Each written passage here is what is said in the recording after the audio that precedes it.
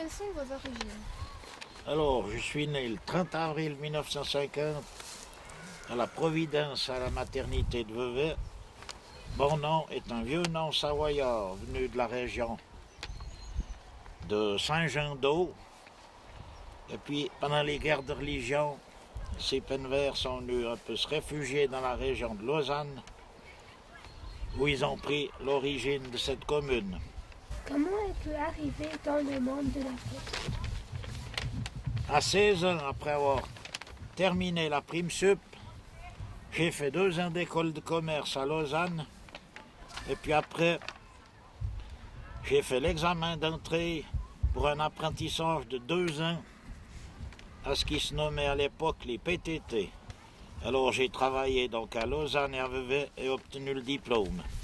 Et puis pour la petite histoire, quand j'étais à Lausanne de Saint-François, un coup, le patron vient vers moi, puis il me dit « Monsieur Penvert, vous qui venez du CP, il faudrait, si ça vous dit, il faudra les remplacer à l'ESIN Fédé. » Ça fait que ni une ni deux, j'ai fait la course.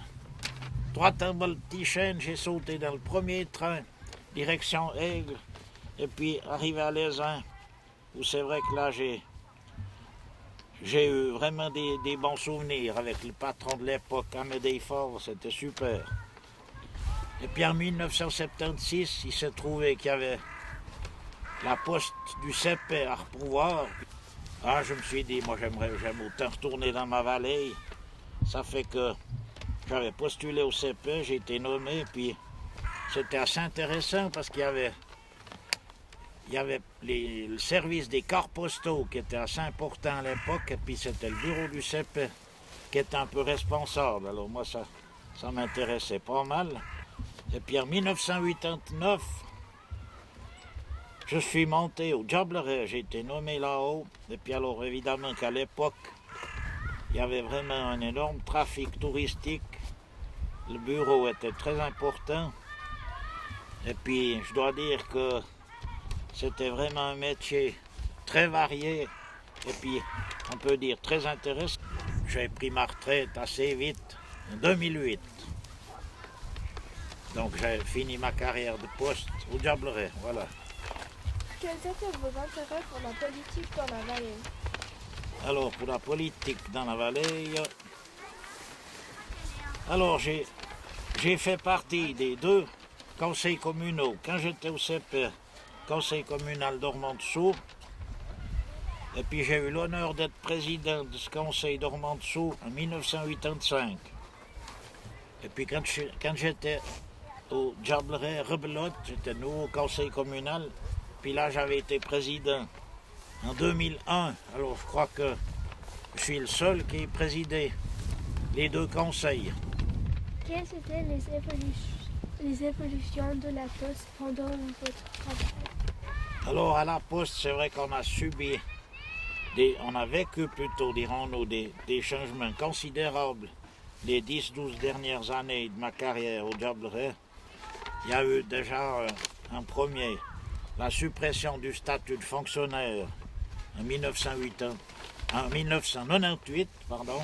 Et puis, il faut bien reconnaître que à la fin des années 90, on dira, ça a commencé le trafic qui, avant, n'arrêtait pas d'augmenter. Il a commencé à baisser. Toute la clientèle privée a commencé d'ouvrir des comptes bancaires ou postaux. Alors, voilà qu'il y avait des ordres de virement ou de paiement, donc ils ne venaient plus au guichet. Et puis, bien entendu, qu'il y a aussi eu la postcard qui a remplacé tous les chèques qu'on avait au guichet. Et puis alors, il y a aussi eu la fin du Telex, l'appareil qui nous permettait d'envoyer et de recevoir des télégrammes. Après, il y avait le fax. Mais le fax, ça a duré quelques années et puis il a été remplacé aussi. Et puis les cabines téléphoniques, ça a été fini, enfin, etc. Puis alors l'arrivée d'Internet, bien entendu qu'elle a encore tout chamboulé. Et puis, le téléphone portable et le smartphone a amplifié le mouvement. Enfin, pour terminer, le métier que j'avais appris, il n'existe même plus. Alors voilà l'évolution qui s'est passée à la poste. Quelle est votre commune préférée? Alors, j'apprécie toute la vallée, évidemment. Parce qu'il faut dire qu'avec les deux fonctions que j'ai eues au CP et au Diablerais, je ne veux pas me vanter, mais je pense que je suis un de ceux qui connaît le plus de monde dans la vallée. Alors, c'est vrai que j'apprécie, moi, toute la vallée. Du reste, je connais pratiquement tous les chemins. Je les ai quasiment tous faits. Mais bon, il faut quand même dire que j'ai quand même un petit penchant pour Ormont-Dessous, où je suis né, à Cerniat. Alors un petit clin d'œil, disons, 52% pour Ormont-Dessous, puis 48% pour Ormont-Dessus. Quels sont vos intérêts pour les activités de la vallée? Alors, j'apprécie beaucoup d'activités. Et puis, je vais vous dire une petite anecdote. Un jour, je devais avoir 6 ans. Un oncle du Valais, parce que ma maman était valaisanne, est venu nous rendre visite. Et puis, il avait une moto, mon oncle Alphonse. Et puis, il était passionné de sport. Alors, il m'a pris sur sa moto pour aller voir passer le Tour de Suisse au Moss. Alors là, ça m'a fasciné. Et depuis, je suis devenu passionné de sport. Alors, autant au CP qu'au Diablerais, je me suis impliqué plutôt dans des sociétés sportives en particulier. Président du ski club Mont-d'Or du CP, devenu entre-temps le ski club des Goupils des Alvaudoises.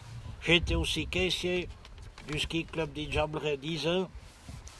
Et puis, il y a une trentaine d'années, il m'est arrivé un truc. Il manque un speaker pour une course au gier, une importante compétition au gier au Diablerais. Alors un de mes bons amis a dit tout à coup, « Ouais ben, il n'y a qu'à mettre le Jean-Marc, il va s'y aller. » Et voilà. Et depuis là, ça m'a passionné. Donc j'ai fait environ 30 Grands Prix Migros, une vingtaine de trophées du Muvrin et un nombre important d'autres compétitions dans toutes sortes de sports. J'ai aussi une autre activité, l'hiver, également, une petite activité comme vendeur de vignettes de ski de fond avec mon ami Roger, aussi retraité. Alors là, on travaille pour le club nordique, Pays d'en Haut, les Mosses. Puis ma deuxième passion, c'est la géographie suisse. Donc, l'été, je fais énormément de randonnées. Comment voyez-vous l'avenir du ski dans cette vallée avec le réchauffement climatique? Alors, c'est vrai que cette année, c'était très compliqué. C'est le 3e hiver le moins enneigé après 1964 et 1990. Alors bon, si ça se produit tous les 30 ans, ça ira. Autrement, il y a du souci à se faire. Quelles étaient vos parts dans la Cotère? Alors dans le Cotère, c'est Philippe Nicoyer donc, qui avait eu la bonne idée de lancer un petit journal à Ormont-Dessus. Alors, c'est lui qui m'avait sollicité pour m'occuper du côté administratif. Parce qu'à l'époque, c'était pas l'imprimerie qui faisait l'adressage et tout ça. On recevait tous les exemplaires, la poste des Diablerais. Et puis alors, moi, je m'en occupais. Il fallait donc mettre des étiquettes collantes pour les abonnés. J'allais porter beaucoup d'exemplaires dans les commerces. J'allais dans les 2 Ormonts, donc mettre ces cotères. Et puis, de fil en aiguille, ça a pas mal été, vu que pour finir, on avait pas mal augmenté le nombre d'abonnements. Et puis après, bien entendu, que comme ça marchait plutôt bien, c'est normal qu'on ne voulait plus en distribuer gratuitement. Et puis que ma foi, tous les abonnements étaient payants. Comment voyez-vous les logements en 2003, 2023 et en 2043? Oui, ben 2003, bon, là je parle au début de la météo, ouais, c'était le plus bel hiver que j'ai vécu. Il y avait eu 14 week-ends de beau à suivre, et puis toujours assez de neige. Puis en plus, pour finir, il avait fait beau toute l'année 2003, mais c'était aussi les premières fortes canicules. Hein. C'est depuis là qu'on a commencé à causer de tout ça, des grandes chaleurs. Mais autrement, c'était une année 2003. On dira que tout allait assez bien, économiquement, socialement. Et puis en 2023, bien entendu que tout a changé. Déjà l'an passé, alors le changement climatique n'a pas diminué. Et puis alors, ce qu'il y a eu de grave, c'est la guerre en Ukraine. Ça veut dire c'est à peu près aux portes de la Suisse, on dira, j'exagère un petit peu, mais c'est en tout cas pas bien loin. Et puis une guerre en Europe, personne n'y croyait, et puis pourtant, elle est là. On a aussi de graves problèmes d'énergie qui n'en tombent encore dessus, alors que pour 2043, j'aimerais pas trop faire de prévisions, parce que je veux pas passer pour Nostradamus, mais il faut quand même garder espoir. Moi j'ai des petits-enfants. On ne peut pas commencer à dire aux jeunes, aux enfants, tout ça, qu'il y aura ci, qu'il y aura ça. Il faut tâcher quand même de garder le moral, prendre la vie du bon côté, et puis espérons qu'en 2043, moi je ne serai plus là pour le voir, mais espérons que ça joue encore bien pour vous. Pour les montagnards, j'espère qu'en 2043, ils auront encore quand même une certaine liberté, voilà.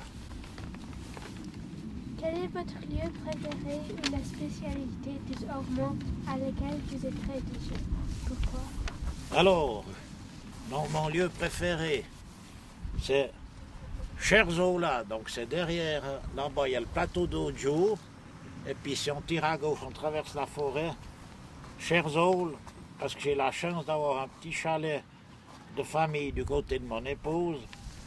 Alors là-haut, on a une vue grandiose sur le massif des Diableret, les tours d'Ailly, et puis toute la vallée. Et puis suivant les courants, on entend même les cloches de l'église de Cernia. Donc c'est aussi un de mes lieux emblématiques, donc je suis heureux si j'entends les cloches de Cernia. Ça me réjouit encore plus d'être à Cherzol. Et puis je peux quand même dire comme spécialité, je dirais, les bons petits plats que me prépare mon épouse Anne-Lise.